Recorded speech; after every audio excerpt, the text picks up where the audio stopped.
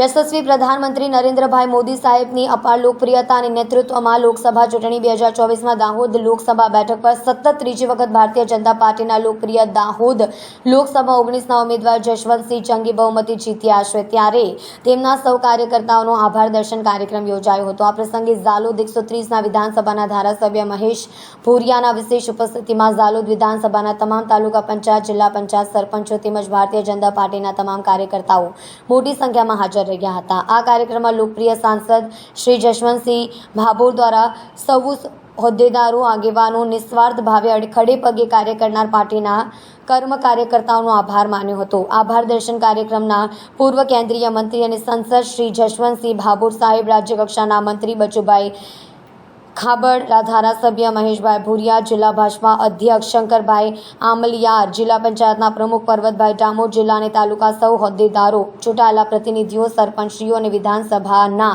સૌ પ્રજાજનો હાજર રહ્યા હતા। કિશોર ડબગરનો રિપોર્ટ, દાહોદ।